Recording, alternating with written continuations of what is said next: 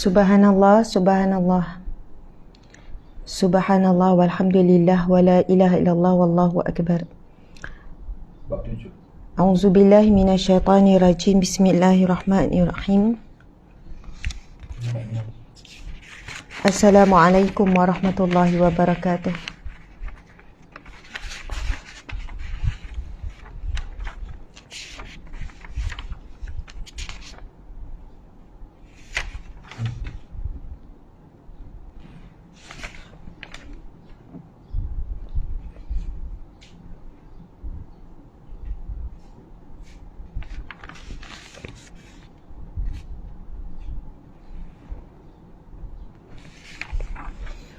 Subhanallah, subhanallah walhamdulillah wala ilaha illallah wallahu akbar.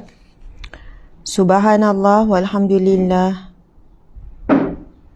wala ilaha illallah wallahu akbar.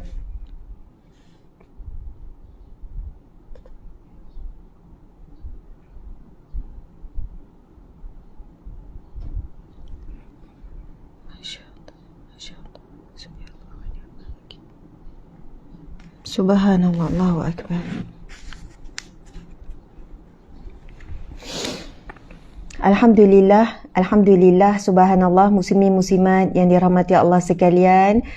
Sama juga dengan saya, Nur Azura Halmi, saya pun rindukan sahabat-sahabat semua. Alhamdulillah, muslimin muslimat. InsyaAllah saya akan lebih berdisiplin.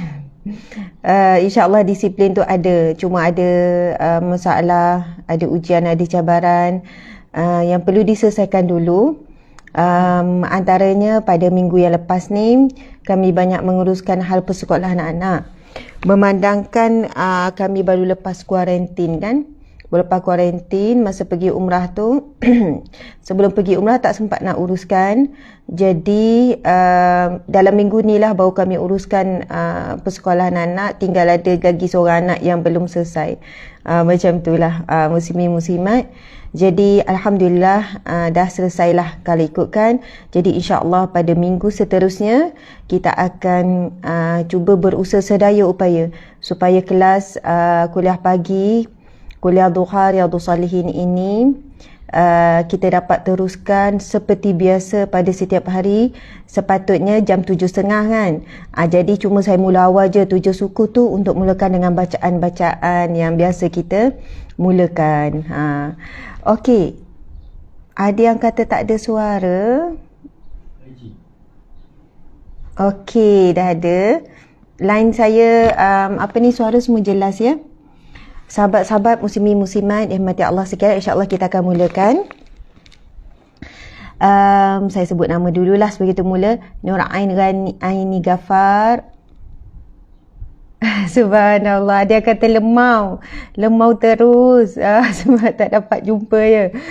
Ya, mudah-mudahan masya-Allah perasaan seperti itu adalah satu kayu ukur kuatnya ikatan kita di atas jalan ilmu, di atas jalan dakwah, atas jalan ibadah yang akan jadi saksi di mahsyar kelak. Subhanallah, Allahu akbar. Saya kalau baca mesej-mesej kan, komen-komen tu memang terharu sangat di atas kasih sayang dan jalinan ukhuwah yang terbina di antara kita ni. Mudah-mudahan kita akan dipilih sebagaimana sebuah hadis Nabi riwayat Muslim, hadis yang sahih, yang mana Nabi sallallahu alaihi wasallam bersabda di akhirat kelak Allah akan berfirman di hadapan manusia di mahsyar. Allah berfirman di hadapan manusia di mahsyar. Allahu akbar. Ini hadis sahih Muslim, sahabat-sahabat.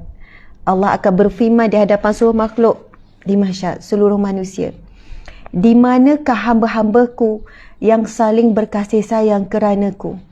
Masya Allah. Allah akan bertanya, di manakah hamba-hambaku yang saling berkasih sayang, yang saling berukhuwah, yang saling bersilaturahim kerana-Ku? Allah kata, kerana aku ingin memberikan naunganku pada hari ini yang tidak ada naungan melainkan naunganku.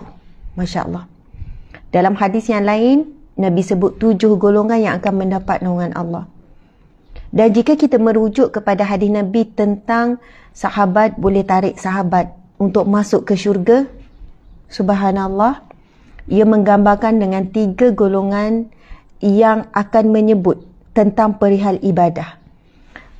Ahli syurga ini ketika ingin menarik sahabatnya daripada neraka, dia berkata, "Ya Allah, sesungguhnya mereka itu sahabatku, kawan-kawanku.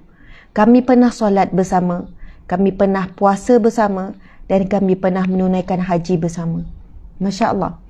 Maksudnya, sahabat dunia akhirat yang boleh menarik sampai ke syurga, boleh selamatkan kawan dia daripada neraka, yang digambarkan telah terbakar kakinya, telah terbakar sehingga buku lali, ada yang telah terbakar sehingga separuh betis. Maksudnya ahli neraka ni dah masuk dalam neraka. Tetapi jika kita ada sahabat syurga, subhanallah, sahabat dunia dan akhirat yang kita bina di atas jalan ilmu, atas jalan dakwah, atas jalan ibadah, insya-Allah akan menjadi burhanun, iaitu satu penyaksian, satu bukti, subhanallah, sebuah hubungan yang dibina kerana Allah Subhanahu wa taala. Allahu akbar, muslimin muslimat.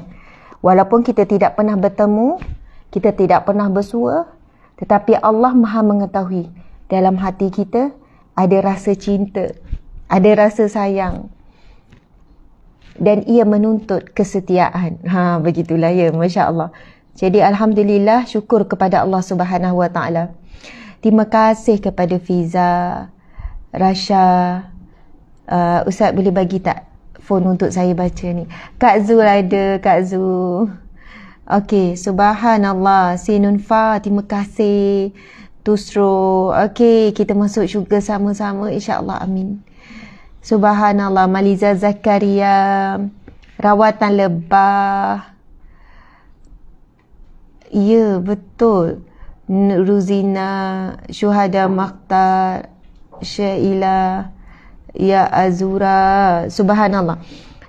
Sadiah Ahmad, Won Jowo, Silawati Nordin, Nur Afiza Muhammad, Wida Warin, Rahini Sairan, Dr. Noaini Talib, terima kasih Dr. Noaini Bonda, Nora Aini, Nana Mat Saleh, Linda Rahim. Okey, subhanallah. Nuzaisha Nurul Ain, Nizatan Aminuddin, Nur Hayati Abdul Ghani, Iswaci, terima kasih, masya-Allah. Azlin Azwa, Azihani Safa, Rozita Nordin, Humsha, Aina Safia, semua. Kalau boleh saya nak sebut nama semua. Tuan-puan sekalian, dimati Allah sekalian, terima kasih kepada yang hadir. Saya mulakan ya, kita mulakan.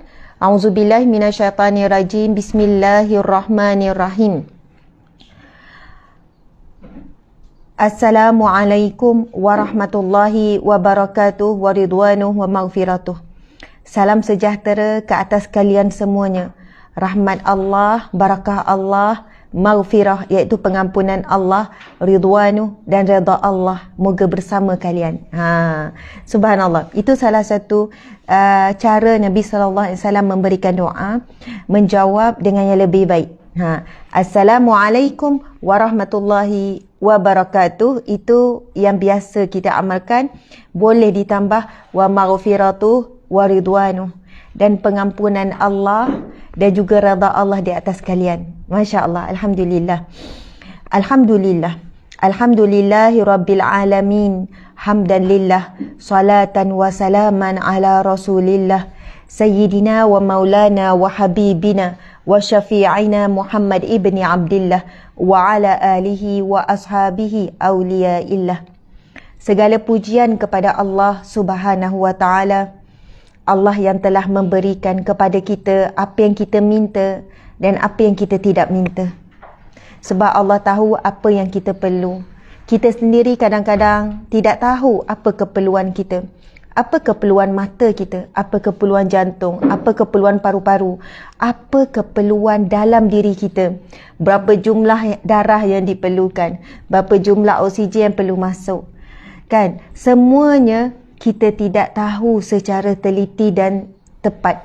Tetapi Allah memberi kepada kita apa yang kita perlu, bukan sekadar apa yang kita mahu. Subhanallah. Kadang-kadang Allah menghalang apa yang kita mahu kerana Allah lebih tahu apa yang kita perlu. Dan segala takdir Allah adalah yang terbaik. Walaupun ia sangat jelas zahirnya nampak buruk, tetapi hakikatnya apa yang Allah takdirkan itulah yang terbaik. Allahu Akbar, subhanallah. Maka tidak ada yang lebih layak untuk dipuji di atas segala-galanya melainkan Allah ya Hamid yang maha terpuji. Kerana itu surah yang paling mulia yang disebut dalam hadis Nabi sallallahu alaihi wasallam. Tidak ada surah yang lebih mulia yang diturunkan kepadaku melainkan surah ini yang tidak ada di dalam Zabur, Taurat dan Injil. Subhanallah. Maksudnya surah ini paling mulia, paling tinggi, iaitu surah Al-Fatihah, yang mana Nabi sebut padanya ruqyah, padanya ada kesembuhan segala penyakit muslimin muslimat. Dan ayat yang kedua setelah Bismillahirrahmanirrahim adalah pujian kepada Allah, Tuhan yang mentadbir sekalian alam. Alhamdulillahi Rabbil Alamin. Segala pujian bagi Allah yang mentadbir sekalian alam. Subhanallah. Yang mentadbir dan menguruskan diri kita muslimin muslimat di mata Allah sekalian. Masya Allah. Ustaz, boleh tak saya tekan tu? Tak ada yang selak-selak. Pasal siapa selak? Ada. Mungkin kena kunci daripada luar. Masya Allah. Minta maaf ya. Subhanallah, muslimin muslimat yang dirahmati Allah sekalian, insya-Allah seperti biasa kita akan mulakan dengan Al-Fatihah, kemudian 10 ayat awal terawal Al-Kahfi dan 10 akhir, dan kemudian kita akan sama-sama membacakan Asmaul Husna. Dan saya memerlukan bantuan sahabat-sahabat untuk memanjangkan lagi perkongsian kita ini dengan menekan butang share. Di hujung jari saja, tetapi ia adalah satu tindakan yang akan memberi kesan kepada kehidupan kita di dunia sekarang dan kehidupan kita di akhirat. Nabi SAW bersabda, barang siapa yang menganjurkan sesuatu kebaikan lalu dituruti, ada orang yang follow, ada orang ikut. Anda buat kebaikan pada hari ini, iaitu anda hadir majlis ilmu, lalu anda menyebarkan hanya dengan tekan butang share ataupun anda terus menuliskan komen, sebab engagement akan naik, orang akan dapat notification insya-Allah. Subhanallah. Dengan cara yang demikian anda akan dapat pahala semua orang yang masuk melalui anda. Anda tak tahu siapa, tapi Allah merekod segalanya. Masya Allah, alhamdulillah. Jadi marilah sama-sama kita saling membantu. At-ta'awanu 'alal birri wat taqwa. Tolong menolonglah kamu di atas kebaikan dan juga ketakwaan. Dalam firman Allah, Allah Subhanahu Wa Taala berfirman secara jelas di dalam Al-Quran. Allah menyebutkan sesungguhnya manusia akan saling bermusuhan, manusia akan saling bermusuh di akhirat kelak, kecuali mereka yang bersaudara ataupun mereka yang bersahabat. Nabi sebut, Allah berfirman, ini firman Allah, sesungguhnya sahabat ataupun mereka yang bersaudara, maksudnya mereka yang saling mengenali ini akan saling bermusuh. Sama ada suami isteri akan saling bermusuh di masyarakat kelak. Ibu dan anak boleh saling bermusuh. Subhanallah. Boleh jadi anak ini menuntut daripada ibu, silakan, ya Allah, aku jadi begini sebab ibuku, aku jadi begini sebab ayahku. Lalu ibu ni pun marah, kenapa kamu sanggup buat begini, kamu tak kenal. Saling bergaduh, saling bermusuh. Suami isteri boleh jadi saling bermusuh di akhirat kelak. Tetapi Allah sebut, illa, kecuali orang yang membina hubungan dengan dasar taqwa. Allahu Akbar. Kecuali orang-orang yang membina sesuatu persaudaraan, kekasih sayang atas dasar taqwa, mereka akan saling tolong menolong.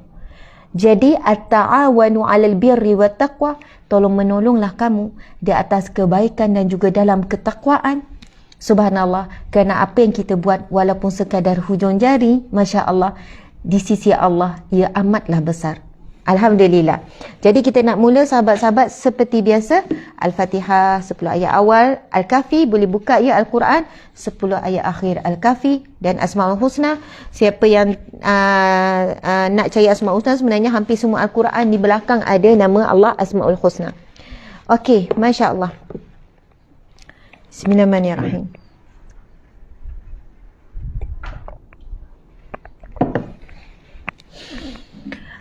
A'udzubillahi minasyaitonirrajim. Bismillahirrahmanirrahim. Alhamdulillahi Rabbil Alamin. Ar-Rahmanir Rahim. Maliki Yawmiddin. Iyyaka na'budu wa iyyaka nasta'in. Ihdinas siratal mustaqim. صراط الذين أنعمت عليهم غير المغضوب عليهم ولا الضالين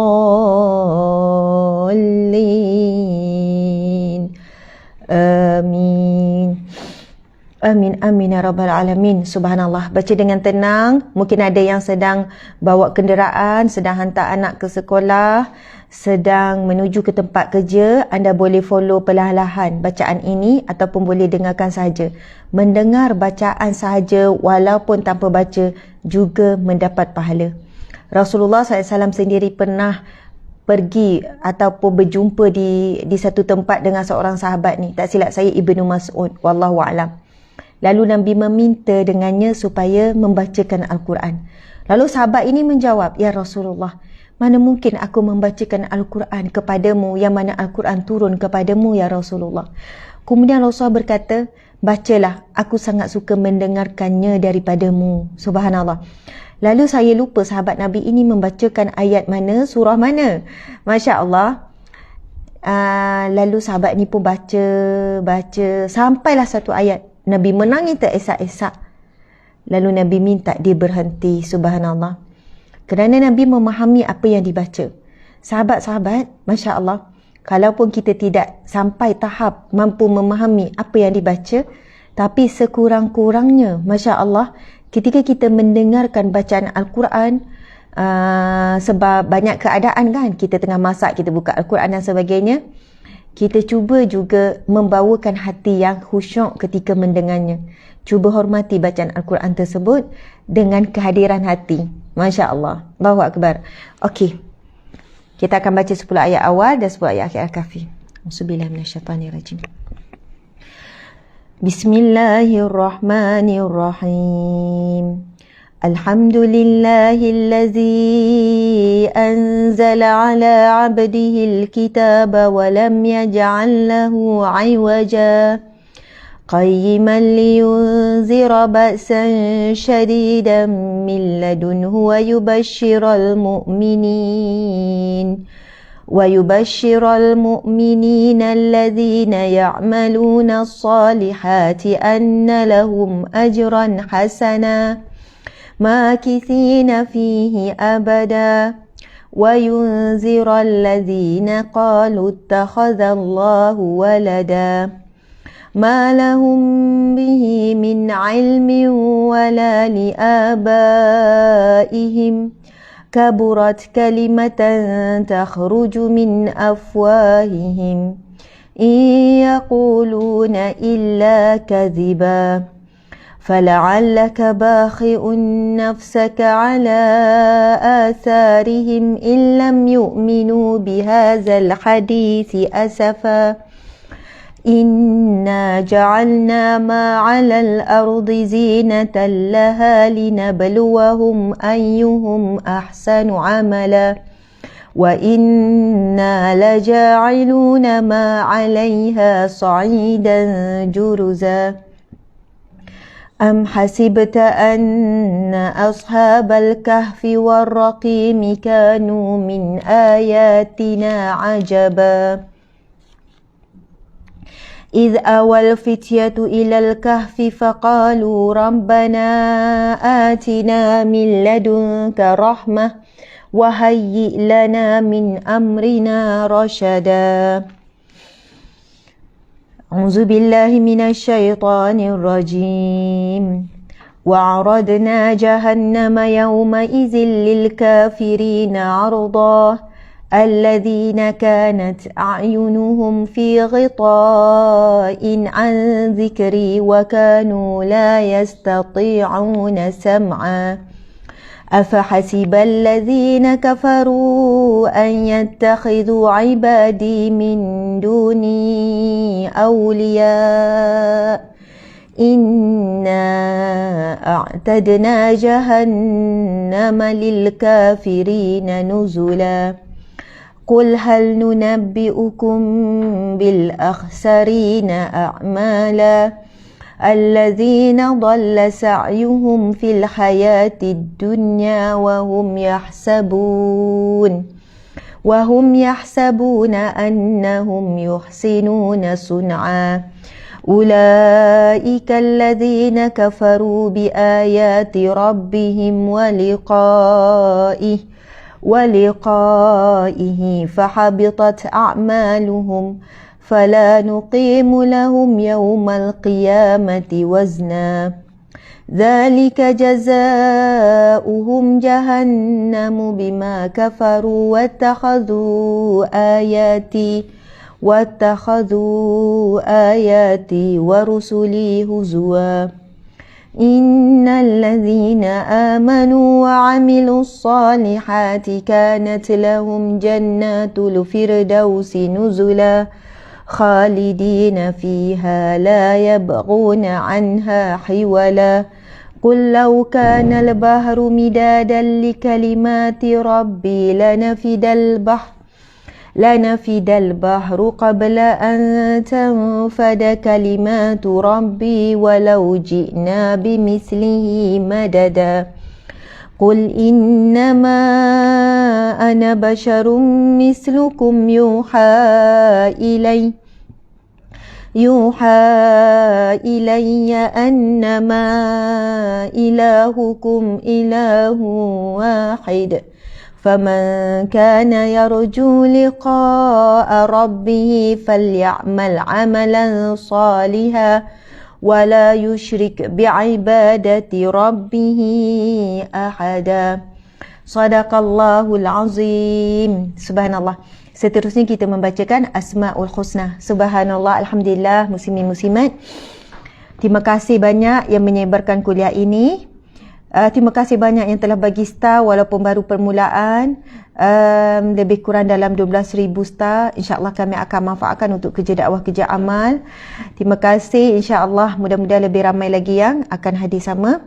Kita sama-sama baca Asma'ul Husna. Nabi SAW bersabda, Inna lillahi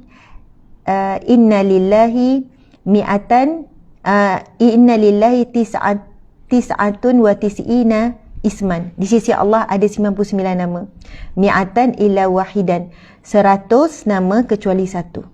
Man ahsaha, siapa yang membaca, siapa yang menghafal, siapa yang beramal dengannya, subhanallah, dakhalal jannah, dia pasti akan masuk syurga, insya-Allah. Okey.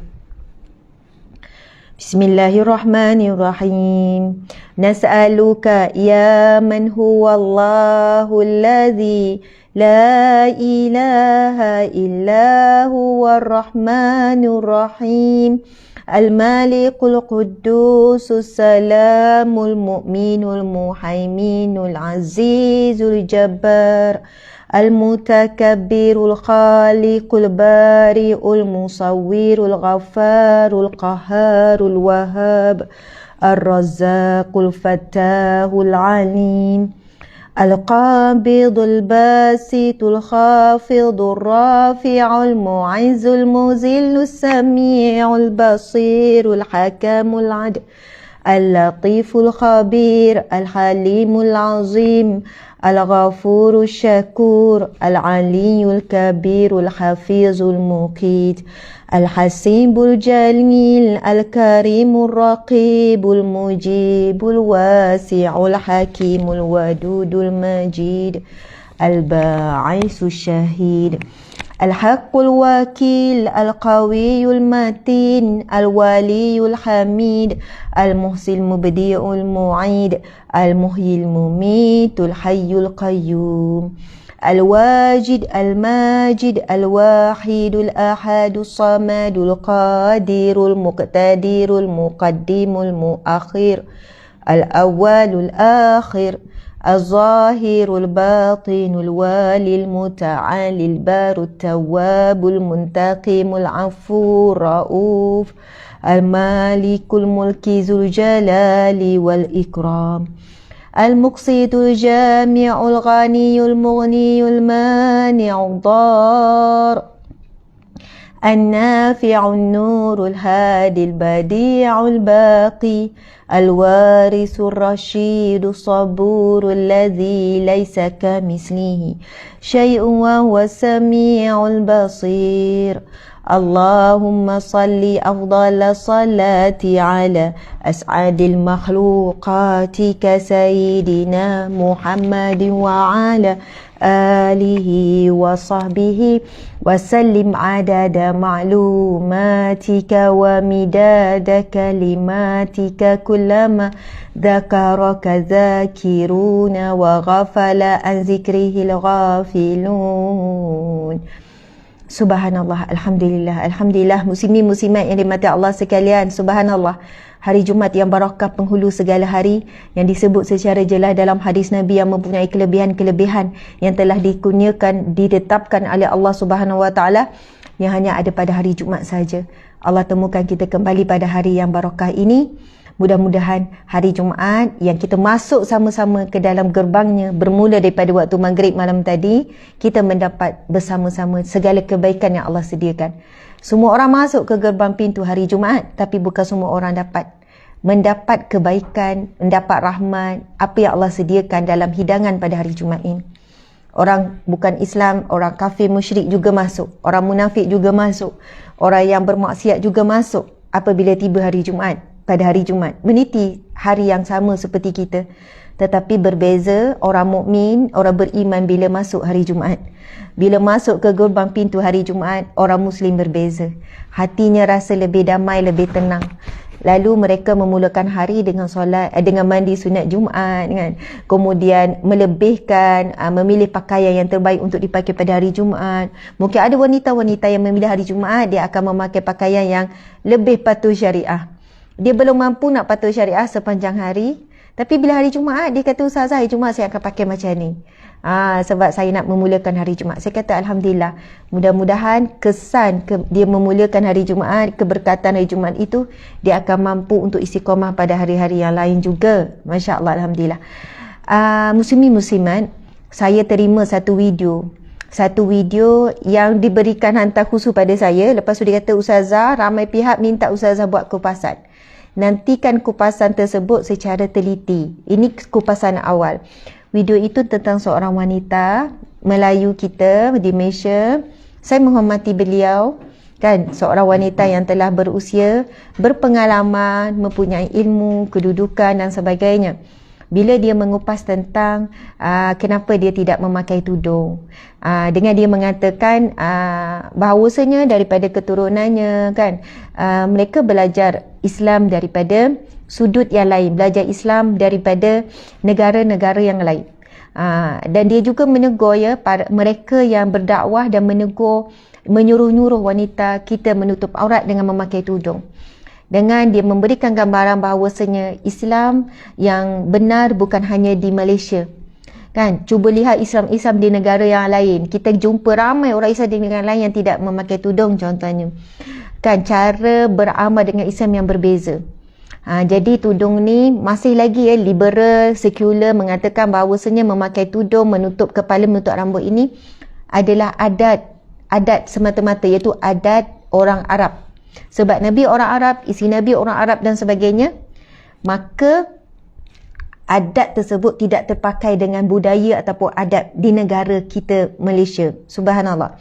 Itu di antara fakta yang disebutkan. Antara fakta yang disebutkan adalah beliau declare, kan, beliau menjelaskan bahawasanya beliau direct kepada Al-Quran word by word, dan dia tidak menjumpai mana satu pun ayat Al-Quran yang menyebutkan tentang wajib tutup rambut.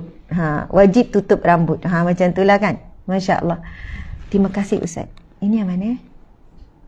Okey, wajib tutup rambut. Masya Allah. Jadi dia kata tak ada word itu di dalam Al-Quran, dan dia kata dia adalah orang yang Quranik. Muslimin muslimat dimati Allah sekalian, dalam hadis sahih Nabi SAW menjelaskan di antara tanda akhir zaman ataupun di antara tanda kiamat akan datangnya golongan yang menolak hadisku, yang menolak hadis Nabi SAW. Dan hari ini manusia cara terbuka mula berani dan tidak rasa terancam. Kenapa mereka tidak rasa terancam bila mereka buat declaration, bila mereka buat secara terbuka? Kenapa? Sebab golongan mereka semakin kuat, mendapat sokongan daripada pihak atas, tak tahulah tangan gaib di belakang siapa, mendapat sokongan dengan kumpulan yang lebih ramai dan mereka tidak terancam untuk menjelaskan prinsip mereka. Secara jelas mereka sebut, saya Quranik.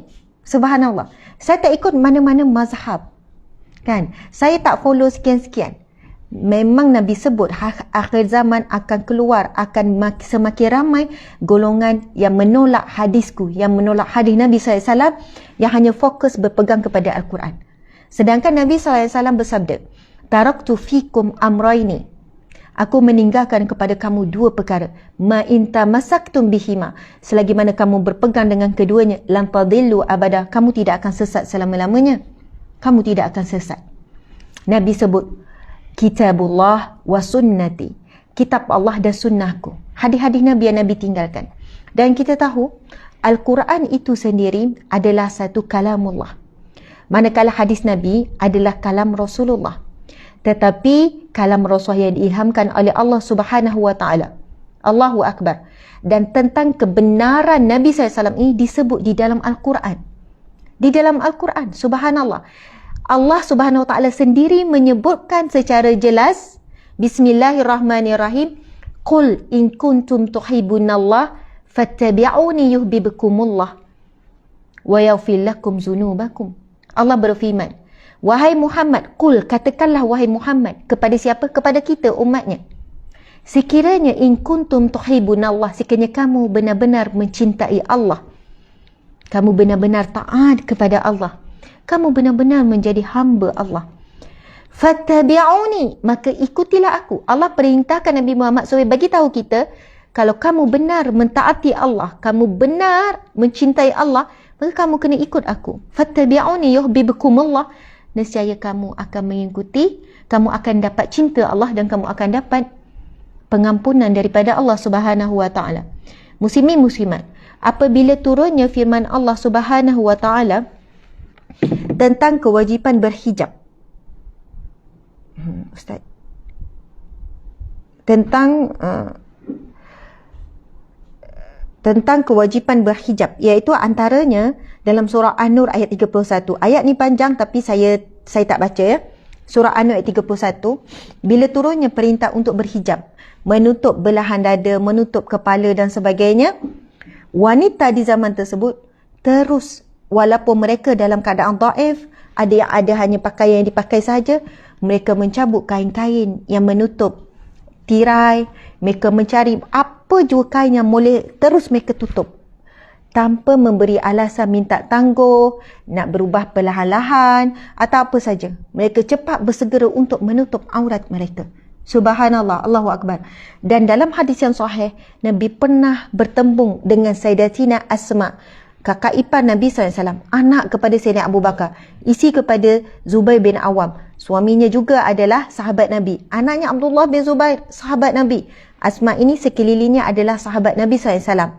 Kakak kepada Sayyidatina Aisyah, isteri Nabi SAW. Bila Nabi selisih, masa ni peringkat awal lagi nak membetulkan pakaian muslimah. Lalu Nabi menegur, wahai Asma, seorang wanita itu apabila balik, dia perlu menutup seluruh tubuhnya, kecuali muka dan dua tapak tangan. Dua tapak tangan, tapak depan, tapak belakang. Bermaksud selain daripada itu, wajib ditutup. Subhanallah. Namun bagi golongan hari ini yang menolak hadis Nabi, mereka memang tetap selesa dengan tenang tanpa memakai pakaian yang telah diajarkan oleh Rasulullah, kerana mereka menolak hadis Nabi SAW. Sedangkan di dalam Al-Quran, Allah mengiktiraf Nabi, wa ma arsalnaka illa rahmatan lil alamin, dan kami tidak akan mengutuskan kamu wahai Muhammad melainkan untuk memberi rahmat kepada sekalian alam. Subhanallah. Jadi muslimin muslimat di mata Allah sekalian, saya nampak ramai yang tunggu dan tanya soalan, Ustazah ada kupas ke pasal spirit doll? Jadi Ustaz boleh tolong carikan juga, minta tim carikan, saya akan kupas berkenaan dengan spirit doll, iaitu patung yang ada spirit pula. Spirit doll. Sorry, minta maaf ya, spirit doll yang ada roh-roh kan, yang dijadikan Anak angkat lah, pada doll ni kan. Orang dewasa buat anak angkat untuk dijadikan sembahan dan sebagainya. Okey, subhanallah. Kita akan sambung muslimin muslimat dimati Allah sekalian. Terima kasih kepada semua, masya-Allah. Kita akan sambung pengajian kita. Kita masih lagi ingin mengupas secara lanjut berkenaan dengan hadis Nabi sallallahu alaihi wasallam dalam bab muraqabah. Subhanallah, kita dah baca hadis tersebut. Sekejap, saya pula tak jumpa. Bab muraqabah. Ustaz, mana ni muraqabah?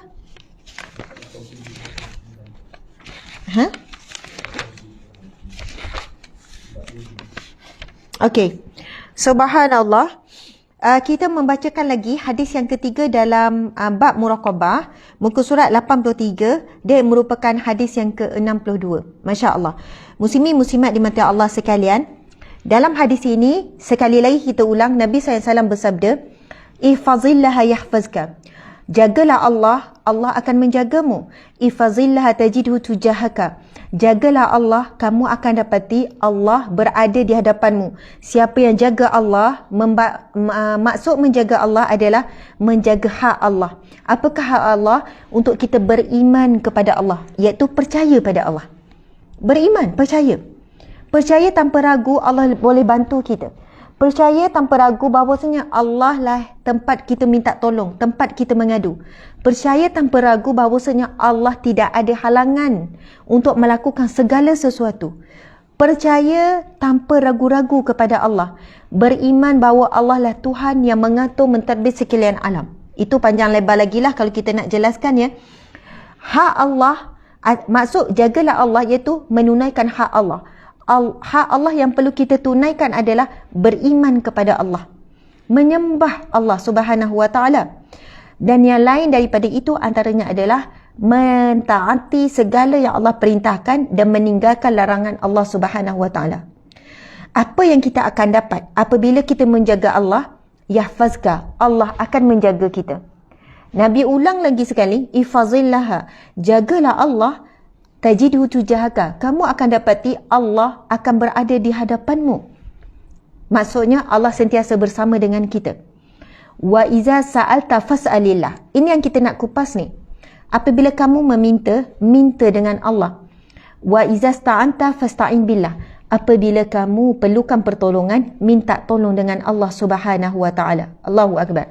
Jadi yang kita nak kupas adalah tajuk ataupun topik kita akan sentuh berkenaan dengan meminta selain daripada Allah Subhanahu wa taala.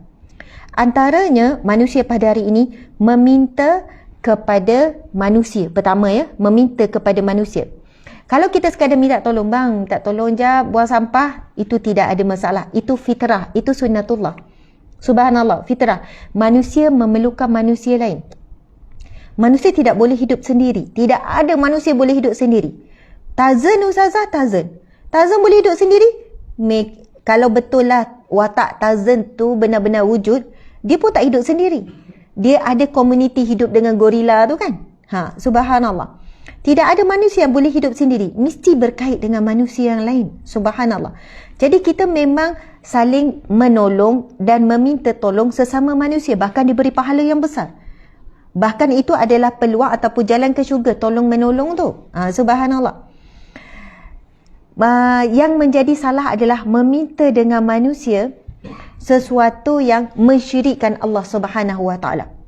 Tidak kisahlah apapun panggilan.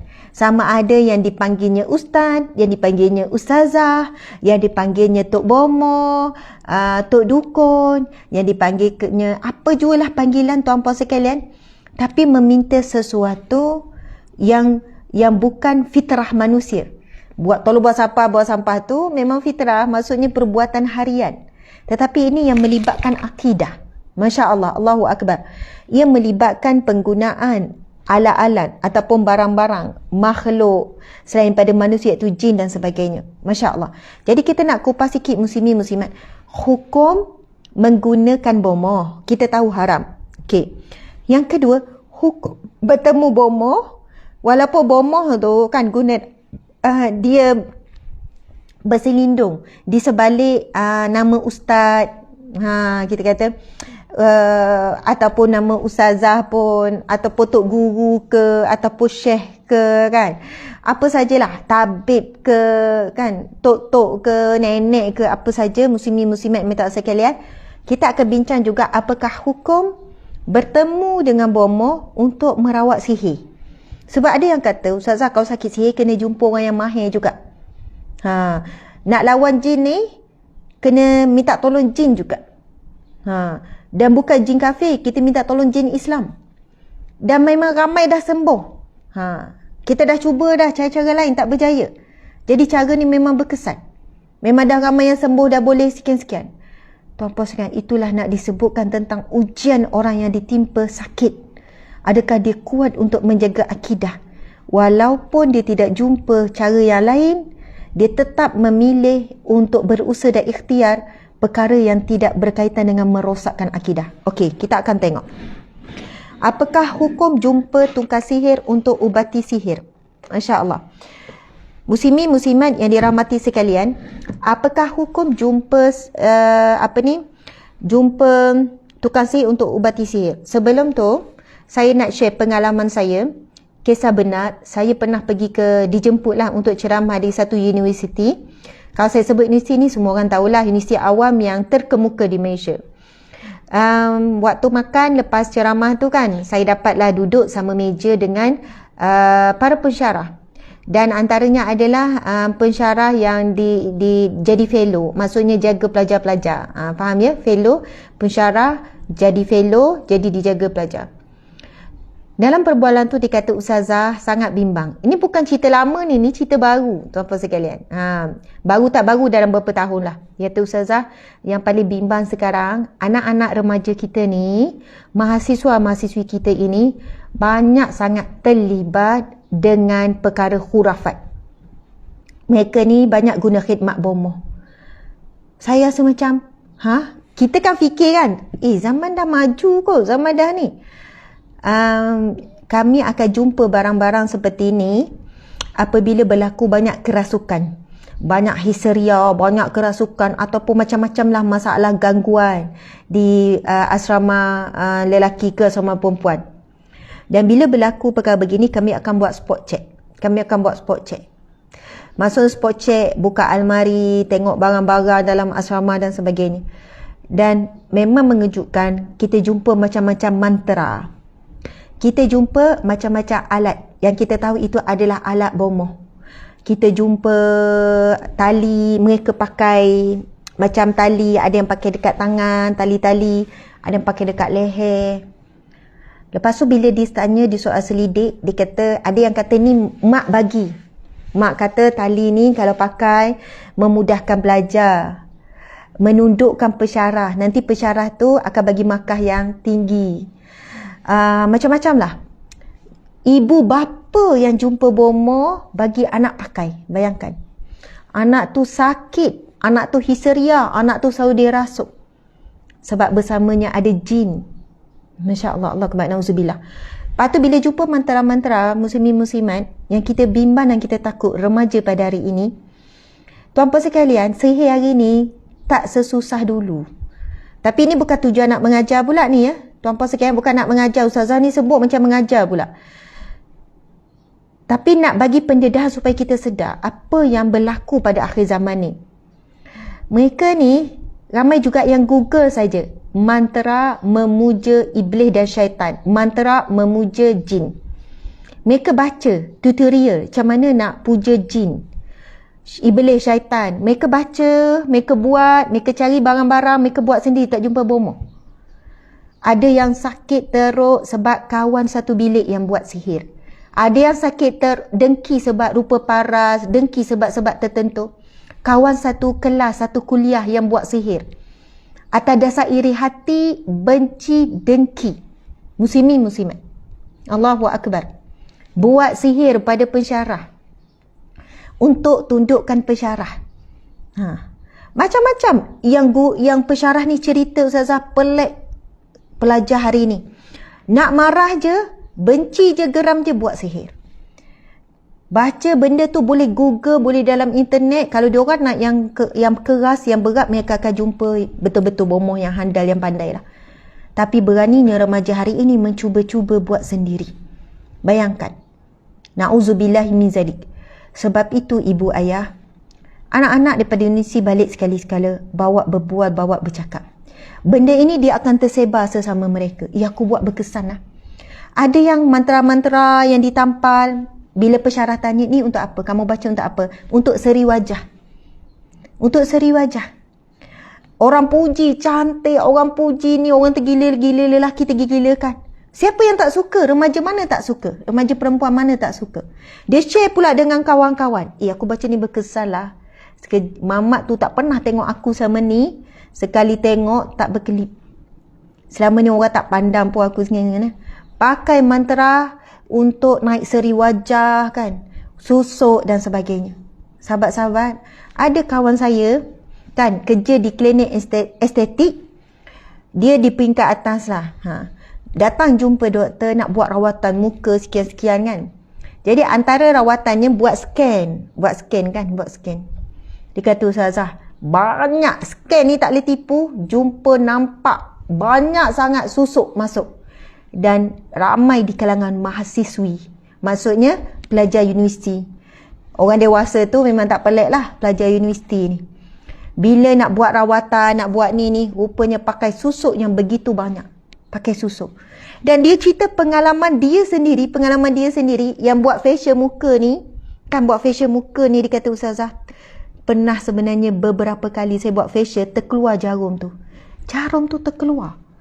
Saya tarik perlahan-lahan tanpa dia rasa, tapi dia boleh tanya, kamu ada buat apa-apa yang tadi?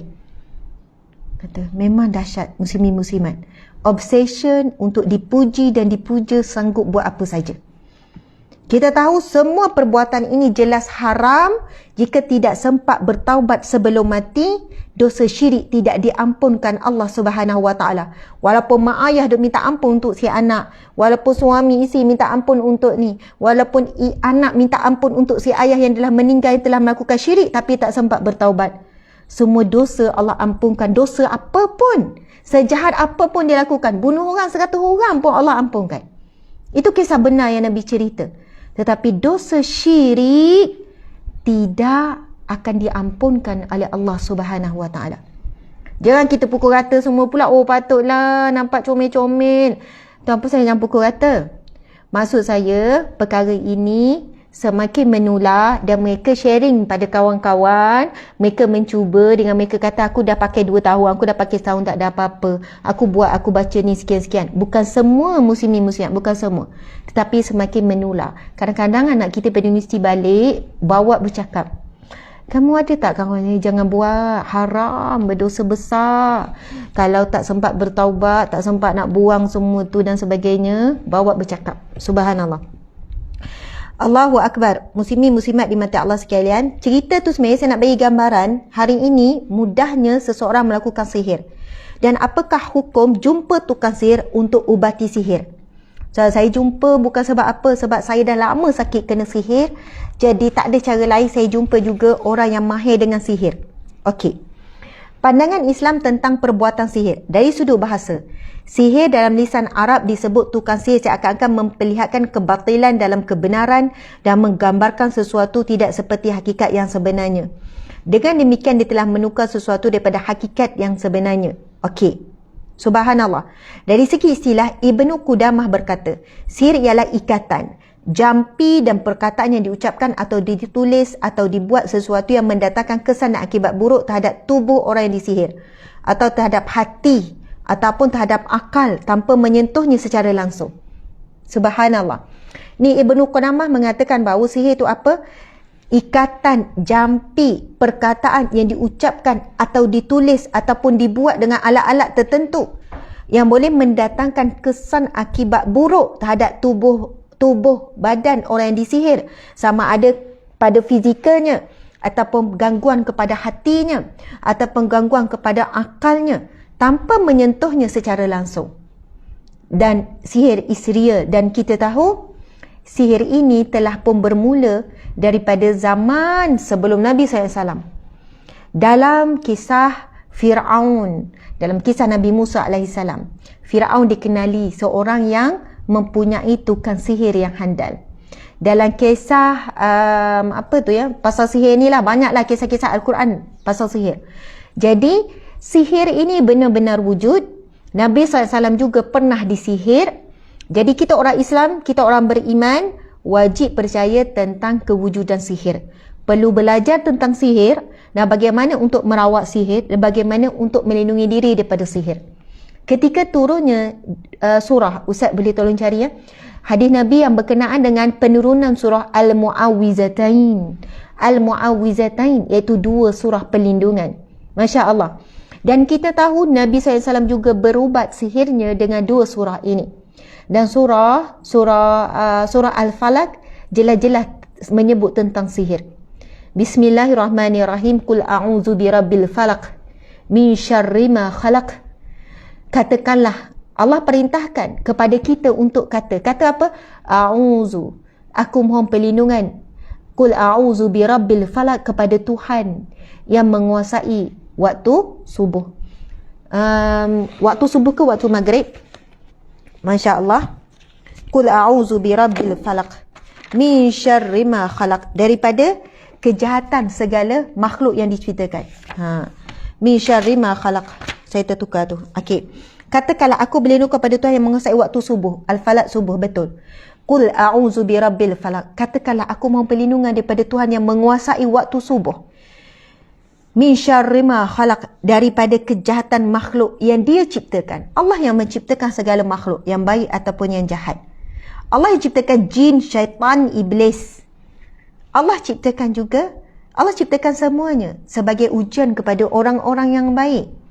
Subhanallah. Allah ciptakan, memang ada orang yang tanya, kenapa Allah ciptakan orang jahat? Kenapa tak ciptakan semua orang baik? Masya Allah. Allahu Akbar. Kerana itu adanya syurga dan neraka, kerana itu adanya ujian. Kerana itu adanya cabaran dalam hidup untuk orang-orang baik menghadapinya. Masya Allah. Min syarri ma khalaq, dari kejahatan makhluk yang diciptakan.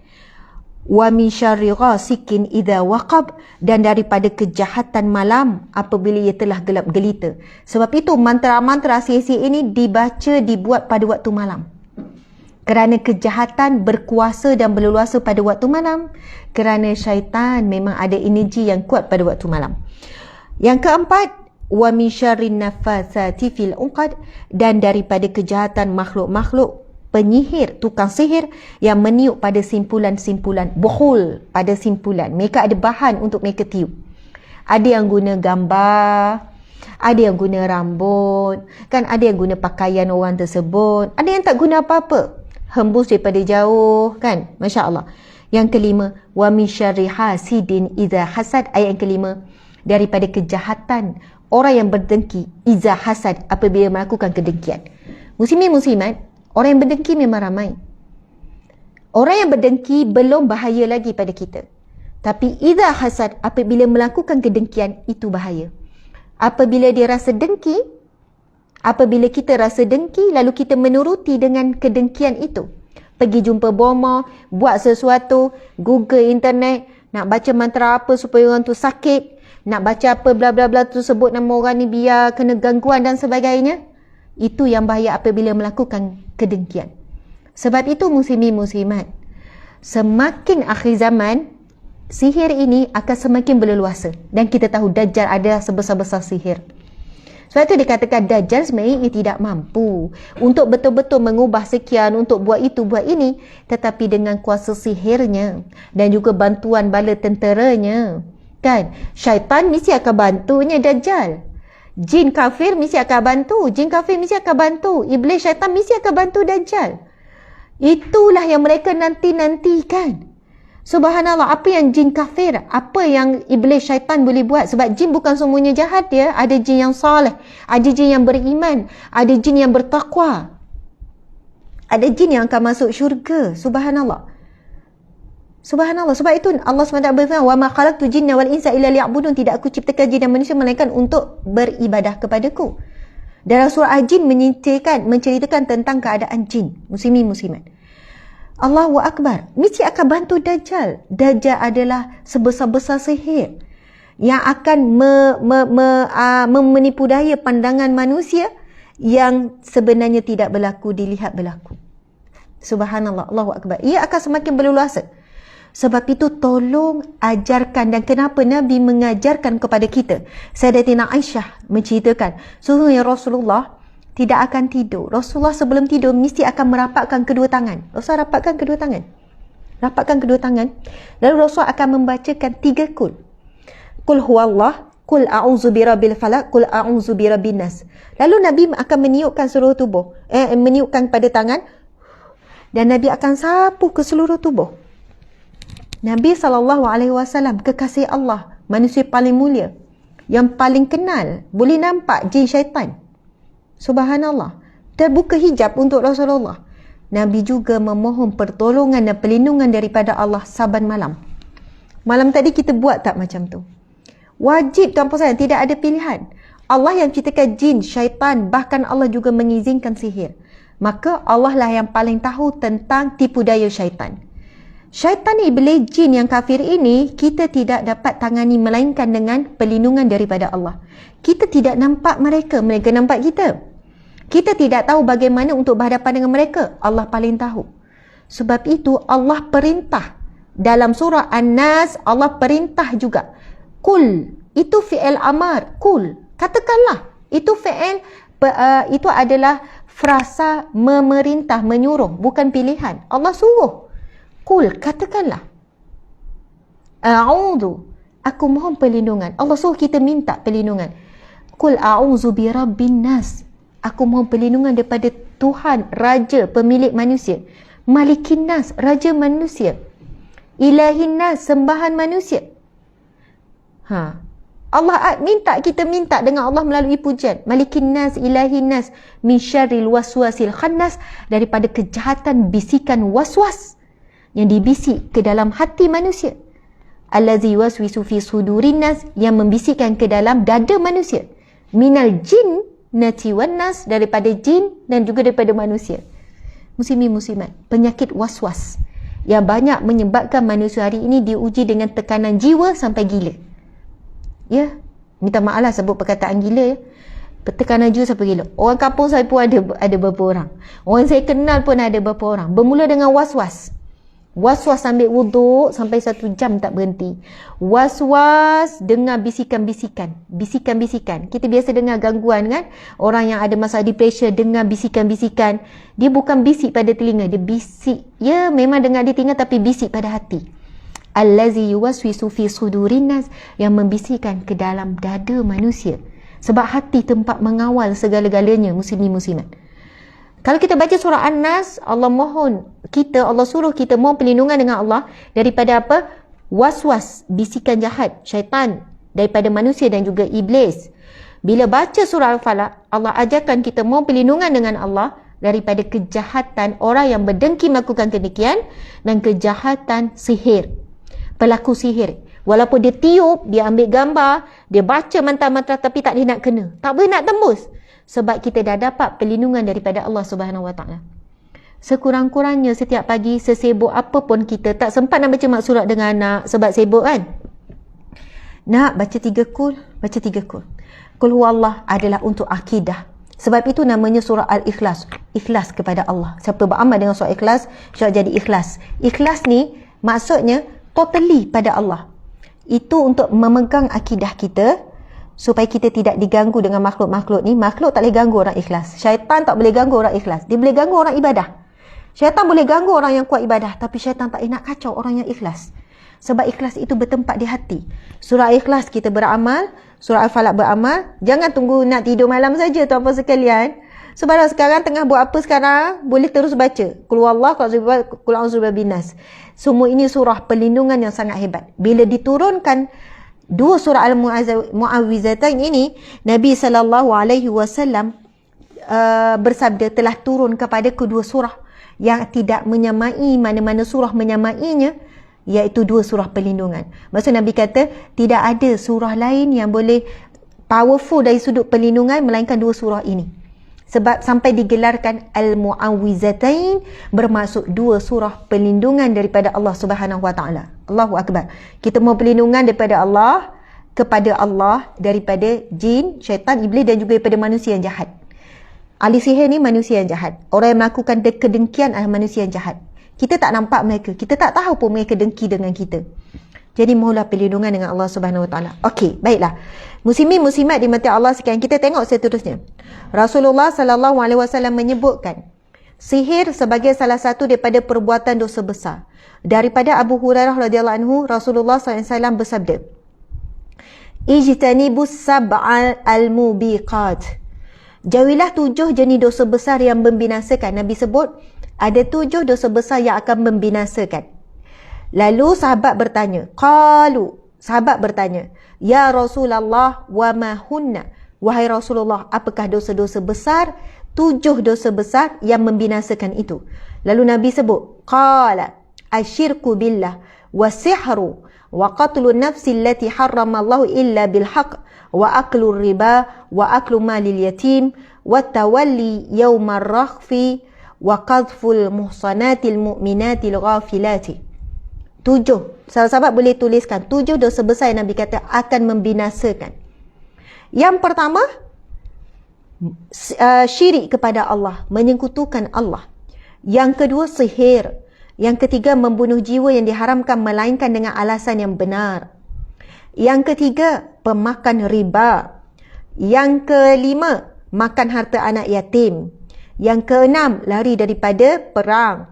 Yang ketujuh, menuduh wanita muslim beriman yang tidak bersalah dengan tuduhan zina. Itu adalah dosa-dosa yang besar yang akan membinasakan. Minta maaf ya, saya nak, ini hadis riwayat Bukhari 2766. Saya nak sebut pasal riba. Saya nak sebut sikit pasal riba ya, pemakan riba. Tak apalah ya, makan riba. Kalau sebut nanti jadi panjang. Tapi sebenarnya dalam kepala saya nak sebut sikit pasal rasuah. Rasuah ni memang ada sebut dalam hadis yang lain lagi, perbuatan haram yang memang dilaknat oleh Allah Subhanahu Wa Taala. Saya nak kaitkan sikit sekejap 2 minit dengan peristiwa banjir besar yang berlaku baru-baru ni. Dan ia bukan kali pertama, dia dah berulang hampir setiap tahun. Kalau banjir besar kerana bencana alam yang tidak boleh bukan kerana katangan manusia, kita terima dengan redha. Kita tahu kita kena terima, tidak ada pilihan melainkan menerima dengan sabar dan redha. Tetapi kita tahu apa yang berlaku di setengah-tengah tempat secara jelas. Banjir besar berlumpur dengan pokok-pokok, dengan balak-balak, semua itu ada tangan-tangan manusia yang besar yang telah memusnah dan merosakkan. Yang menjadi mangsa adalah rakyat. Subhanallah. Saya sebenarnya sedang menuliskan tapi tak siap-siap penulisan tu. Masya Allah. Tuan-puan sekalian, ketika kami sampai di Australia, di Brisbane, masa tu suami sambung belajar University of Queensland, Masya Allah, kami berjumpa dengan seorang muslimat ni. Dia sempat banjir besar Brisbane pada tahun 2012. Banjir tu sekitar 2011, 2012 macam tu lah. Sebab kami sampai 2013. Jadi dia sempat masa zaman banjir tu. Dia berada di situ. Bagaimana keadaan banjir yang teruk. Tuan-puan tahu tak apa yang berlaku?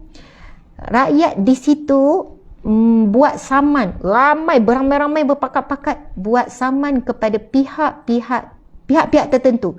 Dia tuju saman kepada pihak kerajaan, dia tuju saman kepada pihak konsortium ataupun pihak swasta yang menguruskan, dan mereka buat kajian punca banjir besar sampai tinggal atap saja tu. Ada yang tenggelam atap kerana kerosakan yang dibuat oleh tangan manusia.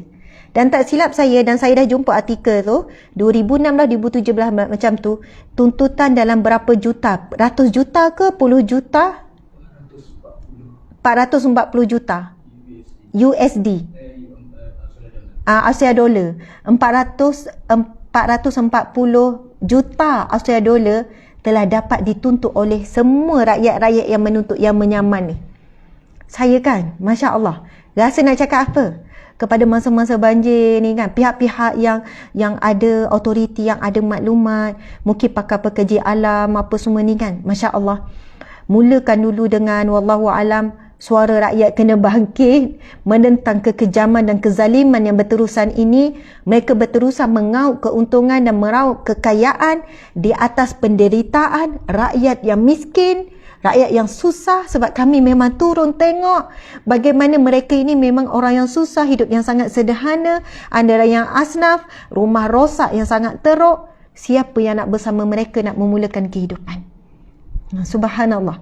Kerana apa tuan-puan sekalian? Gejala rasuah yang sangat berleluasa. Daripada peringkat atas, pertengahan, dalam kalangan penjawat awam, di kalangan orang swasta, sangat berleluasa gejala rasuah ini. Mereka bukan hanya merasuah dengan perkara yang kecil, sehingga kan sepatutnya projek-projek yang tidak patut diluluskan dapat kelulusan. Tuan-puan sekalian, ini bukan manusia tuan-puan sekalian. Ini bukan manusia yang tidak ada hati perut. Saya bayangkan, sebab mungkinlah ketelusan, siasatan, wallahu alam bagaimana kerajaan Australia, akhirnya rakyat dapat tuntutan dan papasan yang tinggi yang mereka boleh beli walaupun memakan masa bertahun. Dengan papasan tersebut mereka boleh beli rumah yang baru. Dengan papasan tersebut mereka boleh memerlukan kehidupan yang baru. Kita tahu hari ini mereka rakyat kita yang kena banjir tu dapatlah 1,000, lepas tu tambahan 500, yang mereka hilang 100,000, yang mereka hilang 200,000, kereta yang nilai 60,000, 80,000, 100,000. Kalau yang berendah mungkinlah ada harapan untuk baiki dengan nilai yang tinggi, tapi ada yang musnah terus, yang hancur lebur pun ada, rumah yang hancur lebur apa semua dan sebagainya. Muslimin muslimat di mata Allah sekalian, dan memang disebut di dalam Al-Quran, kerosakan yang berlaku di atas muka bumi ini kerana tangan manusia. Masya Allah, Allahu Akbar. Minta maaf ya, sebab dah lama duk simpan nak sebut benda ni, dan saya cuba cari fakta beberapa hari, saya jumpa bukti-bukti, bukan bukti apa ya, bagaimana kerajaan Australia. Sebab bila saya sampai tu, saya ingat dia cerita, dia kata rakyat di sini jenis yang okey, apa-apa berlaku memang buat ni, lepas tu saman, pergi sampai ke pihak mahkamah, bawa bukti, bawa sekian-sekian begini-begini, sampai mereka dapat pampasan. Saya ingat cerita tu, saya cari balik ni, jumpa. Tapi banyak artikel dalam English, tuan-puan boleh cari. Masya Allah. Saya ni macam pencetus obor sajalah. Mungkin ada pihak yang boleh dengar. Saya ni kalau nak kena dengan pihak-pihak tertentu, nak kena saman, nak kena apa, saya sebut secara umum. Subhanallah. Dan insya-Allah kita bersama-sama menghadapinya. Okey, muslimin muslimat, kita sambung ni. Nabi saya sebut pasal sihir. Saya nak habiskan pasal topik hukum jumpa dengan ahli sihir untuk merawat sihir. Ulama bersepakat bahawa mempelajari sihir, mengajar serta mempraktikannya adalah haram. Ibn Qudamah berkata, sesungguhnya mempelajari sihir dan mengajarkannya hukumnya adalah haram, tidak ada khilaf padanya. Imam Nawawi berkata, adapun mempelajari sihir dan mengajarkannya, jelas cara. Okey, hukum jumpa tukang sihir untuk ubati sihir. Apa hukumnya? Hukum pergi kepada tukang sihir bagi memintanya mengubati sihir yang dihadapi adalah haram. Hal ini kerana apabila seseorang pergi menemui tukang sihir untuk mengubati sihir yang dihadapinya, jelas perbuatan tersebut membawa kepada pergantungan kepada selain daripada Allah. Ia boleh membawa kepada syirik kepada Allah. Dr. Wahbah Zuhaili dalam Al-Fatawa Al-Mu'asirah berkata, diharamkan untuk pergi kepada tukang sihir, sama ada untuk melakukan sihir atau pengubatan sihir. Maka semua itu sebagaimana disebutkan di dalam hadis Nabawi adalah salah satu jenis daripada syirik kepada Allah, kerana ia adalah keyakinan dengan mengetahui yang gaib atau pengubatan penyakit melalui perantaraan selain daripada Allah. Nabi SAW bersabda, hadis sahih riwayat Muslim. Perhatikan sahabat-sahabat muslimin muslimat. Nabi SAW bersabda, man ata'arrafa fasa'alahu an syai'in lam tuqbalahu salatun arba'ina laylatan. Yang bermaksud, sesiapa yang mendatangi tukang ramal, tukang dukun, tukang sihir, tukang ramal je, kan? Ustaz nak tahu sikit ustaz, saya dah lama sakit contoh kan. Boleh tak ustaz tengok siapa yang buat?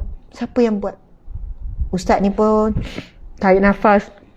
Minta maaf, saya bukan nak kata ustaz yang buat ya, tetapi ramai yang tukang sihir ni menunggang nama ustaz, menumbang nama ustazah. Dia bukan ustaz, dia bukan ustazah. Kalau betul-betul ustaz takkan buat sihir, takkan buat kerja dukun ni. Jadi sebab apa dengan nama tok guru, syekh, habib apa semua ni, manusia akan mudah percaya, terpedaya. Kalau panggil nama biasa, encik, takkanlah orang nak percaya kan. Jadi dia ni pun baca zikir-zikir. Okey, orang ni tak jauh ni, orang dekat ni, tinggi-tinggi, kulit gelap, siap macam tu kan. Tuan-puan sekalian, manusia biasa macam kita tak boleh tahu benda gaib. Siap boleh cakap, betul tak kat rumah ada satu pokok besar, bawah pokok tu ada buai. Siap macam tu kan. Okey, lepas tu tolong gali sikit nanti akan jumpa. Kau jumpa nanti bawa gini-gini. Oh, lagi tinggi kepercayaan. Lagi tinggi kepercayaan. Uish, macam mana tahu ah? Macam mana ah? Gini-gini. Kepercayaan kita pun naik tinggi. Tahu apa sekarang, benda ni tak susah pun. Jin, syaitan, iblis, tipu daya dia sangat licik. Tak susah pun. Bila naik kepercayaan kita kepada, sebenarnya pergi jumpa tu pun dah ada kepercayaan. Mustahil kalau orang tu kata, saya pergi jumpa je, bukanlah percaya sangat. Terai je. Kau tak percaya takkan pergi jumpa. Ada kepercayaan sikit dalam tu. Ada sikit. Walaupun tak banyak, walaupun kita nafikan. Na'udzubillah min zalik. Nabi sebut, siapa yang mendatangi tunggang ramai atau dukun dan bertanya kepadanya tentang sesuatu. Nabi kata tanya saja. Belum ambil khidmat ni. Bertanya kepadanya tentang sesuatu, maka tidak diterima solatnya selama 40 malam. Solatnya tidak diterima selama 40 malam. Tak diterima. Ustazah, saya pergi bertanya bukan apa, nak temu ramah, macam mana dia buat sihir apa semua, salah ke? Itu bukan untuk meminta sesuatu. Itu bukan untuk dapat ni. Mungkinlah untuk buat kajian dan sebagainya, saya kira itu tak ada masalah lah. Manakala barang siapa yang pergi berjumpa dan mempunyai, maka dia telah kufur. Siapa yang jumpa bomo, jumpa dukun-dukun ni, muslimin-muslimat, maka dia telah kufur. Na'udzubillah. Maka telah kufur terhadap apa yang diturunkan oleh Allah kepada Nabi Muhammad sallallahu alaihi wasallam. Hadis riwayat Ahmad, Nabi sallallahu alaihi wasallam bersabda, "Man ataka hinan aw arrafa fasaddaqahu bima yaqul faqad kafara bima unzila ala Muhammad." Sesiapa yang mendatangi dukun atau tukang ramal lalu dia membenarkan apa yang dikatakannya, maka sungguh ia telah kufur. Na'udzubillah. Kena syahadah balik muslimin muslimat. Kena mengucap syahadah balik. Kena bertaubat dan taubatan nasuha, kena ucap syahadah balik kerana ia telah pun kufur kepada apa yang telah diturunkan kepada Nabi Muhammad sallallahu alaihi wasallam. Perlu difahami bahawa sihir tidak mungkin dilawan dengan sihir, begitu juga kejahatan tidak mungkin untuk membatalkan kejahatan yang lain. Yang mampu membatalkannya hanyalah Allah Subhanahu wa taala, sebagaimana kisah Nabi Musa dengan ashab Firaun yang dicatatkan dalam Al-Quran. Nabi Musa pun mencampakkan tongkatnya yang terus menelan segala benda sihir mereka. Maka keadaan demikian menjadikan ahli sihir itu segera merebahkan diri sujud berkata, kami beriman kepada Tuhan yang mengutus Nabi Harun dan Nabi Musa alaihi salam. Allahu Akbar. Muslimin muslimat di mata Allah sekalian, masa kita dah habis. Sekarang dah pukul 8.45, sepatutnya berhenti pada 8.30. Terima kasih banyak yang hadir, lebih kurang dalam 7,000 lebih. Campur dua ni lah ya, dalam 7,000. 6,000, 5,000. Okey, lebih kurang dalam 7,000. Subhanallah, terima kasih sangat sahabat-sahabat muslimin muslimat. Dan seperti biasa, saya nak tutup dengan satu doa yang boleh menjadikan amalan untuk kita memulakan harian. Satu kali je baca. Satu kali je baca. Tapi hadis ini ada dalam, bukan tapi, sorry. Hadis ini ada dalam hadis, dalam kitab, dalam tajuk selepas ini. Ada dalam kitab Riyadhus Shalihin ni. Masya Allah. Sekejap, saya cari sekejap. Saya sebenarnya cuba cari tapi saya tak jumpa. Okey. Muka bab 7 muka surat.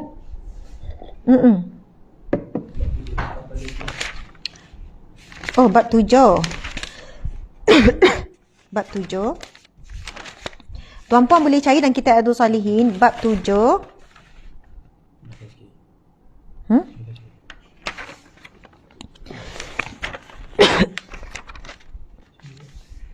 Ini. Tapi doa ni, tu apa sekali syaitan tak boleh ganggu.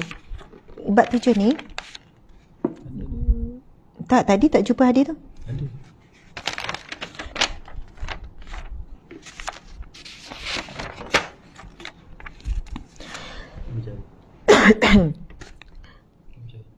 Okey, gini Ustaz. Ustaz tolong alih dekat whiteboard sebab saya nak tulis doa ni. Simple sangat doa ni, tetapi dia punya kelebihan dia sangat besar.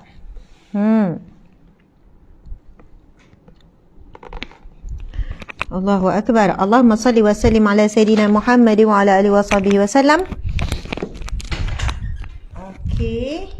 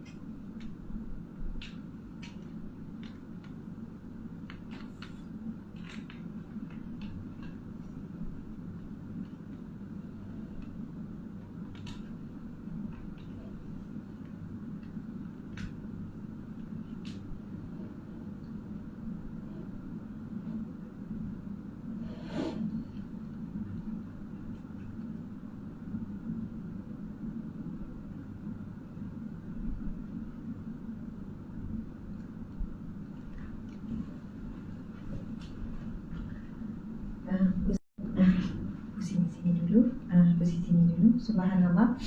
Muslimin muslimat dimati Allah sekalian. Kita kan tadi jumpa dalam ni. Ustaz jumpa dalam kitab kan? Ya, jumpa.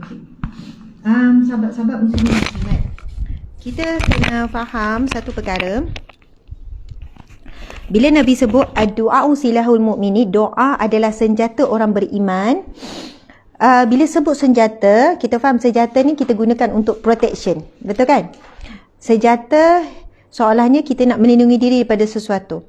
Bila Nabi sebut ad-du'a'u silahul mu'mini, doa adalah senjata bagi orang yang beriman. Jadi orang beriman akan selalu memanfaatkan doa dan beramal dengan doa-doa untuk melalui kehidupan seharian. Baiklah. Ada orang yang merasakan bila berdoa ini seolahnya kita lemah. Kan? Macam lemah. Kita tak yakin dengan diri sendiri. Macam itulah, macam asyik kejap minta internet IG bermasalah. Internet IG bermasalah. Dia hang, dah hang, macam hilang. Tak. Bukan silap kamera. Oh. Tukar kamera. Okey, subhanallah, Allahu akbar. Doa sebenarnya kekuatan kita. Dan kelebihan berdoa sangat banyak. Doa sebenarnya adalah tanda orang yang mempunyai ikatan yang kuat dengan Tuhan. Urusan hidup kita, walaupun tanpa doa, mungkin kita nampak seharian kita okey je.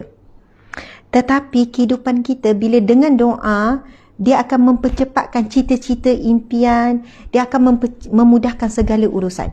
Okey, doa ni simple saja, tapi hadisnya saya nak hadir dia Ustaz boleh Syari. Bismillahirrahmanirrahim. Sahabat-sahabat mesti akan semua, saya rasa ramai yang dah hafal doa ni. Okey, Ustaz, tak ada ni. Dan ini dia tu.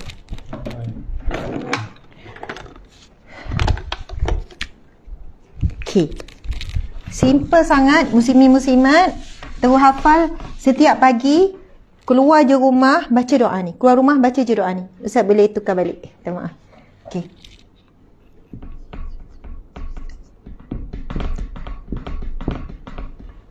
Okey, saya rasa benda belakang dia dah tercabut. Bismillahi.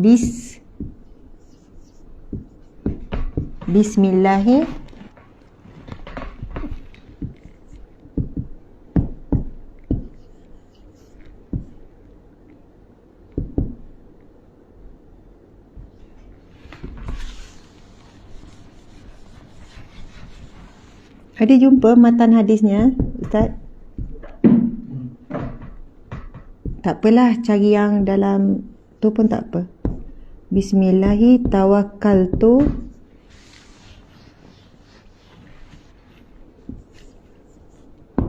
ala Allah.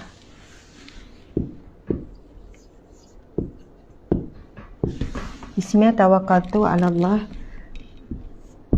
La haula wala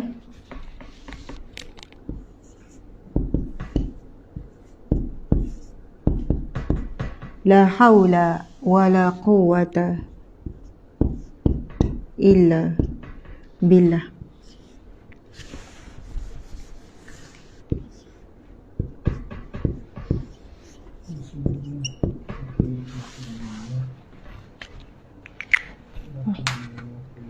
Okey, muslimin muslimat, hadis ini adalah hadis riwayat Ibnu Abu Daud dan Tirmizi, hadis sahih. Hadis yang sahih riwayat Abu Daud dan Tirmizi. Nabi SAW berdoa, bersabda, "Idza kharaja ar-rajulu min baitihi faqala bismillah tawakkaltu 'ala Allah la haula wala quwwata illa billah qala yuqalu hina izin hudita wa kufita wa wukita fatatanaha Allahu lahu syayatin fayaqulu syaitanun akhar kaifa laka birajulin qad hudiya wa kufiya wa wukiya." Masya Allah, muslimin muslimat. Apabila seseorang keluar daripada rumahnya, lalu dia membaca Sebab tu saya sebut tuan-puan, keluar rumah baca doa ni. Itu amalan kami juga. Kita tak tahu keburukan, kejahatan apa yang berada di luar sana. Subhanallah. Sebaik keluar rumah, masuk kereta, walaupun keluar rumah nak pergi jogging, tak naik kereta ke, terus baca doa ni. Sebab apa Nabi sebut, apabila seseorang keluar daripada rumahnya, kemudian dia membaca Bismillahi tawakkaltu ala Allah la haula wala quwwata illa billah, maka disampaikan kepadanya. Subhanallah, disampaikan kepadanya, kamu diberi petunjuk, kamu diberikan kecukupan, dan kamu akan dilindungi. Subhanallah. Soalannya Allah menjawab apabila kita membaca kalimah ini, lalu Allah akan memberikan jawapan kepada kita, diberitahukan kepada kita, kamu diberikan petunjuk, kamu diberikan kecukupan, dan kamu akan dilindungi. Ketika itu juga, tiap kali itu bila kita baca, kita keluar, kita terus baca, lantas itu ataupun dandan, syaitan terus menjauhi daripadanya. Syaitan terus tak boleh nak dekat. Lalu salah satu syaitan berkata kepada temannya, bagaimana mungkin kalian boleh mengganggu orang yang telah diberi petunjuk, yang telah diberikan kecukupan dan telah dapat perlindungan. Syaitan sesama dia ni, bila kita baca je tu, dandan je, syaitan tu pun menjauhkan diri. Syaitan, seketika itu juga syaitan menjauhkan daripadanya. Lalu syaitan yang lain pula berkata, dah jauh tu, syaitan sesama syaitan berkata, bagaimana mungkin kalian boleh mengganggu orang yang telah diberikan petunjuk, diberikan kecukupan dan diberikan perlindungan. Subhanallah. Powerful tuan-puan sekalian. Baca dengan yakin. Seolahnya bila baca tu Bismillahirrahmanirrahim, la haula wala quwwata illa billah. Baca tu dengan yakin totally, kita akan dapat 3 perkara tadi tu. Apa 3 perkara tu muslimin muslimat? Dan apa maksud doa ni? Bismillahi. B kita tahu maksudnya dengan. Bismi, dengan nama Allah. Subhanallah. Ada orang bersumpah, demi anak saya, demi ibu saya, demi ayah saya, demi diri saya, contoh kan. Tapi Rasulullah kalau bersumpah, demi jiwaku yang berada di tangannya. Sebenarnya Rasulullah bersumpah juga demi Allah. Jadi kita sebut dengan nama Allah. Dengan nama Allah, kita menyeru nama Allah yang maha berkuasa. Bismillah, dengan nama Allah. Tawakkaltu, aku bertawakal. Subhanallah. Habis tajuk muraqabah, kita akan masuk tajuk tawakal, sahabat-sahabat. Ustaz kena tengok, tolong tengok ni ya. Kita akan masuk tajuk tawakal. Jadi terus bersama ya, Kuliah Riyadhus Shalihin.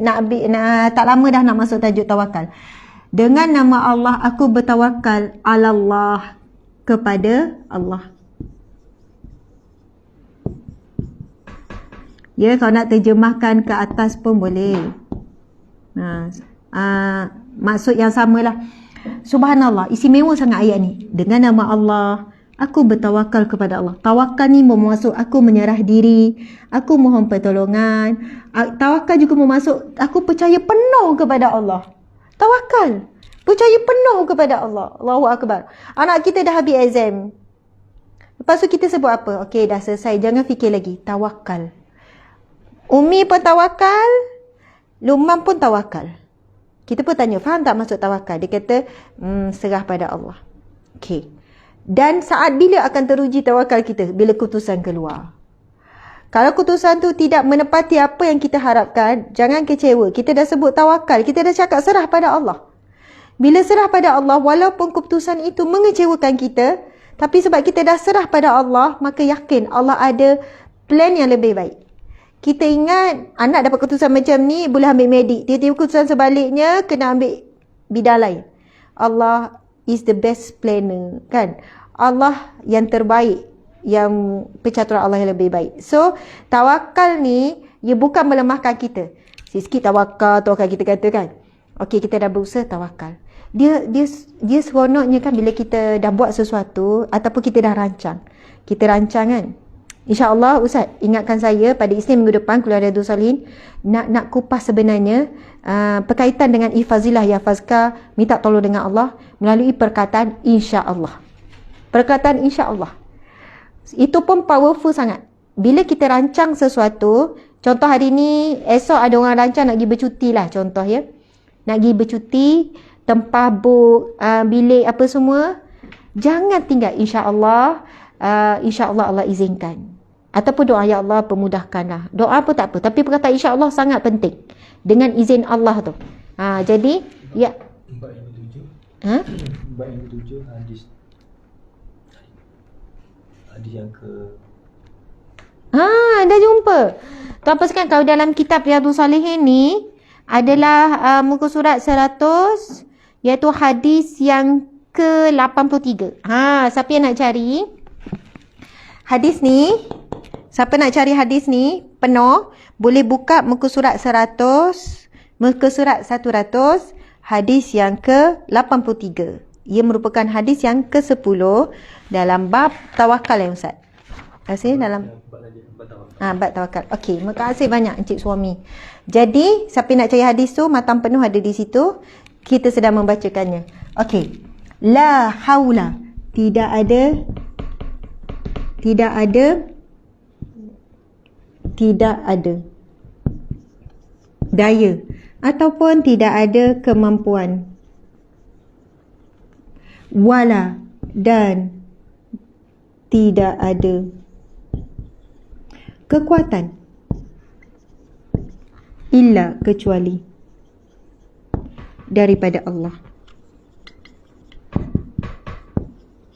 Allahu Akbar. Mula-mula kita iktiraf dengan nama Allah. Aku bertawakal. Aku menyerah diri. Aku yakin penuh. Aku tidak ragu-ragu kepada Allah. Sepenuhnya tawakal serah. La haula. Tidak ada daya. Tidak ada upaya. Tidak ada daya. Tidak ada upaya. Wala quwata. Tak ada kekuatan sedikit pun kita ni. Illa billah. Kecuali semuanya daripada Allah. Kan? Ustaz, boleh nampak ni? Kecuali daripada Allah. Kita akan dapat apa bila baca ni? Baca ni bila keluar daripada rumah.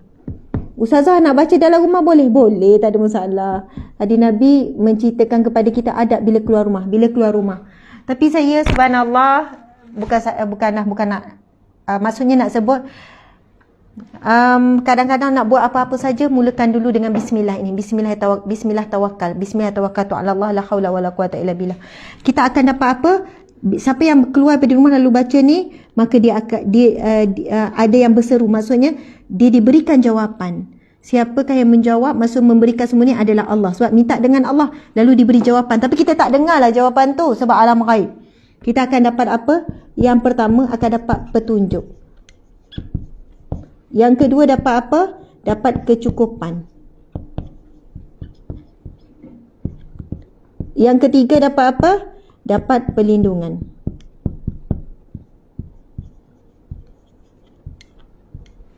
Sahabat-sahabat muslimin muslimat, kehidupan kita seharian, kita memang perlu petunjuk daripada Allah untuk buat keputusan, untuk buat tindakan,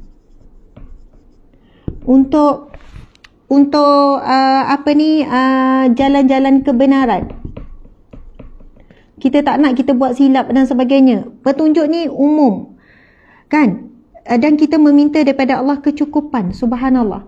Kecukupan ni sangat banyak. Kecukupan dari segi rezeki. Dari segi kesihatan. Dari segi akal fikiran. Nak cukup lah. Cukup keperluan emosi kita. Cukup keperluan zahir, batin. Kecukupan ini umum. Perlindungan subhanallah. Daripada yang zahir dan yang batin. Kita tak tahu yang batin ni. Yang zahir pun kita tak tahu. Subhanallah. Boleh jadi masa kita keluar seorang-seorang tu ada orang jahat. Tetapi Allah mencampakkan ke dalam hati orang jahat tersebut rasa ragu-ragu untuk merompak kita. Contohlah ya, Allah campakkan perasaan gerun, takut. Sehingga dia tak ada keyakinan nak buat keburukan kepada kita. Kita tahu bagaimana bentuk Allah akan berikan kita petunjuk, kecukupan dan perlindungan. InsyaAllah, mudah-mudahan doa ini menjadi salah satu list doa kita.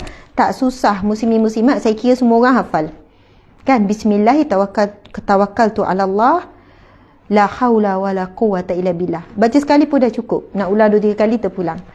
Masya Allah, Alhamdulillah, muslimin muslimat, terima kasih banyak-banyak yang hadir. Sebab hari ni permulaan kot ya, lambat sikit sudah. Dah lama cuti.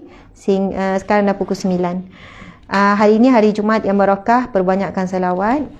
Dan kami di Negeri Sembilan hari ni cuti sebab keputeraan, kan, keputeraan Sultan. Subhanallah yang dipertua. Jadi walau bagaimanapun galeri Ustazah Asma di Seremban tetap buka. Siapa-siapa yang datang kita alu-alukan. Mohon maaf salah dan silap. Terima kasih kepada semua. Mudah-mudahan bermanfaat. Saya sayang semua kerana Allah, kerana Rasulullah sallallahu alaihi wasallam. Sehingga bertemu lagi dalam kuliah Riyadhus Shalihin pada hari Isnin ini. Dan pada Sabtu malam bersama dengan kami, bersama dengan Ustaz Kazim Ilyas, Ustaz Datuk Kazim Ilyas, kami dalam satu program yang samalah secara live pada Sabtu malam Ahad. Jadi itulah buat waktu yang terdekat pengisiannya. Alhamdulillah, terima kasih banyak-banyak. Sekali lagi mohon maaf, kita tangguhkan kuliah kita dengan tasbih kafarah dan surah Wal Asr. Bismillahirrahmanirrahim. Subhanakallahumma wa bihamdika asyhadu an la ilaha illa anta astaghfiruka wa atubu ilaih. Bismillahirrahmanirrahim. Wal 'asr innal insana lafi khusr illa allazina amanu wa amilus solihat wa tawasaw bil haqqi wa tawasaw bis sabr. Sadaqallahul azim. Minta maaf yang masih menunggu-nunggu. Ustazah kata nak sentuh bab spirit doll tu. Tak tersentuh hari ini. InsyaAllah Isnin ni kita dah sentuh bab sihir, berjemput dengan tukang sihir, apa hukumnya. Walaupun untuk mengobati sihir hukumnya adalah haram secara total. Bahkan sebahagian ada hadis Nabi menyebutkan tentang kekufuran orang yang melakukan perbuatan tersebut. Jadi Alhamdulillah, sekian. Wabillahi taufiq wal hidayah. Assalamualaikum warahmatullahi wabarakatuh. Terima kasih kepada yang bagi star. Hari ini berapa Ustaz? Jumlah lebih kurang? 30,000. Masya Allah, dia akan keluar satu star tu kali dan 20 sen Malaysia. Terima kasih banyak-banyak. InsyaAllah kami akan manfaatkan sebaiknya. Sekian.